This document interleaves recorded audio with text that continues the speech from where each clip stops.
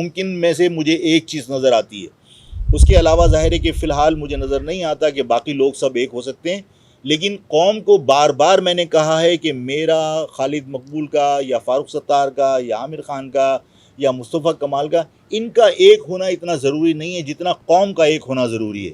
قوم اگر ایک ہو جائے تو جو لوگ ایک ہونا نہیں چاہتے وہ بھی مجبوراً ایک ہوں گے یا پھر وہ ڈسکارڈ کر دی جائیں گے. میں نے ایک کلپ دیکھا کہ ایک گھوڑا جس کی لگام ایک پپی چھوٹا سا کتا منہ میں لے کر چل رہا تھا، اور اس کے نیچے کیپشن یہ لکھا تھا کہ ذہنی طور پر اگر آپ غلامی تسلیم کر لیں تو آپ کی جسامت اور آپ کی طاقت بے معنی ہو جاتی ہے. یعنی گھوڑے کی طاقت اور گھوڑے کی جسامت وہ بے معنی ہو گئی اگر اس نے اس کی لگام پکڑنے پر اس کے ساتھ چلا گیا. میری قوم کے لوگوں کے صبر کو لوگ کمزوری سمجھ رہے ہیں، یہ میری قوم کو سمجھنا چاہیے. اور ہم اگر خاموش رہیں گے تو لوگ یہی سمجھیں گے کہ ہم نے خدا نہ کرے شکست تسلیم کر لی اور ہم مایوس ہو گئے.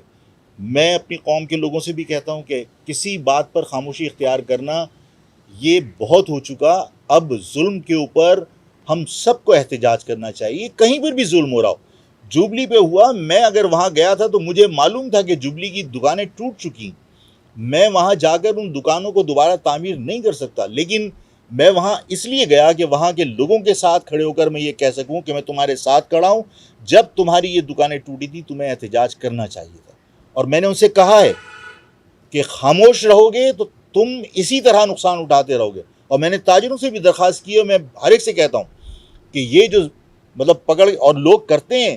دیکھیے اس شہر کے اندر الیکشن کی بھی اہمیت اس لیے ختم ہو گئی کہ آپ کے ہاں کوئی بھی قانون نافذ کرنے والا ادارہ ہو یا پولیس کا ادارہ ہو، آپ کو جھڑک کے باہر نکال دیتا ہے اور ہمارے پولنگ ایجنٹ اور سب لوگ باہر چلے جاتے ہیں. پنجاب میں الیکشن کی اہمیت اس لیے دوبارہ سے قائم ہو گئی کہ وہاں لوگ رزسٹ کرتے ہیں. جو نواز شریف کی پارٹی نے ایک ماحول بنایا کہ ہم ووٹ چوری نہیں ہونے دیں گے، تو وہاں لوگ رزسٹ کرتے ہیں، جس کی وجہ سے ووٹ کی اہمیت ہے کہ لوگ ووٹ ڈالتے ہیں اس لیے کہ انہیں اس بات کا یقین ہے کہ اس ووٹ کے ذریعے تبدیلی آئے گی. یہ ووٹ کے بغیر ہم رزلٹ نہیں بنا سکتے. یہاں لوگوں کے ذہنوں میں یہ تاثر قائم ہو گیا ہے کہ آپ کچھ بھی کر لیجئے رزلٹ کہیں اور بنے گا، بیلٹ باکس کہیں اور جائے گا. لیکن اگر یہاں کے لوگ رزسٹ کرنا سیکھ جائیں، یہاں کے لوگ مزاحمت کرنا سیکھ جائیں، ہم بغاوت کے لیے تھوڑی اکسا رہے ہیں، لیکن مزاحمت کرنی پڑے گی اپنے حقوق کا دفاع کرنے کے لیے کہ ووٹ اٹھانے نہ دیا جائے، باکس اٹھانے نہ دیا جائے. کوئی رزلٹ تبدیل نہیں ہوگا تو آپ کے ووٹوں سے یہاں تبدیلی آئے گی. آپ کوئی نہ کوئی بہانہ بنا کر جو دیہی سندھ ہے، جو زراعت سے وابستہ ہے، وہاں آپ فوراً آفت زدہ ڈکلیئر کر دیتے ہیں. اور آفت زدہ ڈکلیئر کر کے آبیانہ بھی معاف، ان کے ٹیکسز بھی معاف. اور آبیانہ اور ٹیکسز تو دور کی بات، آپ نے قرضے تک لوگوں کے معاف کر دیے.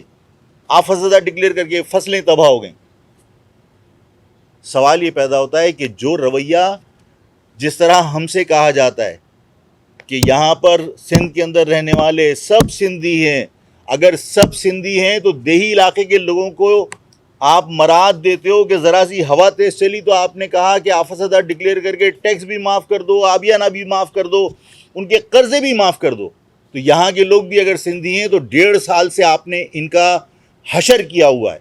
1.5 سال سے آپ نے ان کے اوپر لاک ڈاؤن مسلط کر کے، ایس او پیز مسلط کر کے، ان کے کاروبار بند کر کے ان کو فرش پہ آپ پہنچا دیا. آپ نے اس شہر کو، سندھ کے شہری علاقوں کو بھی اس قدرتی آفت کی وجہ سے، جس کو آپ آفت کہہ کر تمام کاروبار زندگی آپ معطل کر رہے ہیں. اور ظاہر ہے کہ آپ کو بہت بڑی قدرتی آفت نظر آ رہی ہے. یہ جب یہ قدرتی آفت اس شہر پر مسلط ہے تو اس شہر کو آفت زدہ ڈکلیئر کیا جانا چاہیے، اور تمام کاروباری حضرات کے، تمام تاجروں کے ٹیکسز معاف ہونے چاہیے اور ان کے قرضے معاف ہونے چاہیے.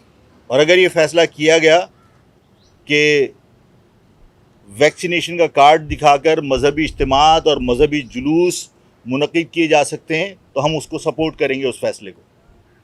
اور ساتھ میں اس فیصلے کی روشنی میں ہم حکومت سے مطالبہ کرتے ہیں، آپ مذہبی اجتماعات کے اندر شرکت کی اجازت دے سکتے ہیں ویکسینیشن کے کارڈ کے ساتھ، تو پھر شادی ہال میں بھی اسی طرح آپ سرکاری کسی واچ مین کو تعینات کر سکتے ہیں، اور اس شادی ہال کے اندر ان تمام لوگوں کو داخلے کی اجازت ہونی چاہیے جن کے پاس ویکسینیشن کارڈ ہے، اور شادی ہال کے لوگوں کو ابھی سے اعتماد میں لے کر اس بات کا یقین دلایا جائے کہ آئندہ آنے والے سیزن میں لاک ڈاؤن نہیں لگے گا۔ حیدرآباد میں جو ہیسکو کے نااہلی کی وجہ سے ایک واقعہ ہوا تھا، پی ایم ٹی بلاسٹ ہو گئی تھی، اور اس میں وہاں 10 لوگ اپنی جان سے گئے، 10 قیمتی جانیں ضائع ہو گئیں۔ یہ سب کچھ اس لیے ہو رہا ہے کہ ہر جگہ کرپشن ہے، اور غیر معیاری وہاں پر پی ایم ٹیز لگائی گئیں، جس کا رزلٹ یہ نکلا کہ وہ پی ایم ٹی بلاسٹ کر گئی اور وہاں پہ 10 قیمتی جانیں ضائع ہوئیں۔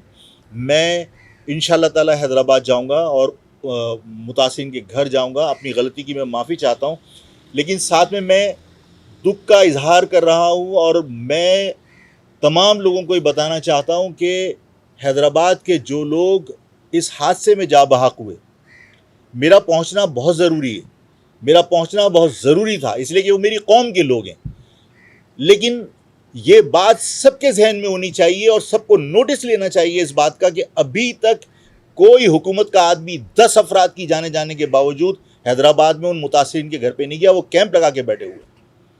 یعنی حکومت کو ہمارے لوگوں کی جانوں کی جتنی قدر ہے وہ ہماری قوم کو سمجھ میں آنا چاہیے۔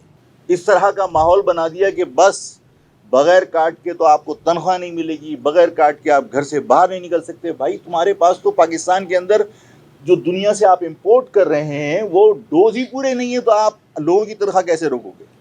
لیکن یہ ساری چیزیں دہشت گردی یا غنڈہ گردی کے زمرے میں آتی ہیں کہ آپ کام کریں نہ کریں، آپ جو حکم صادر فرمائیں بادشاہ سلامت کی طرح تو اس پر عمل درآمد ہو جائے۔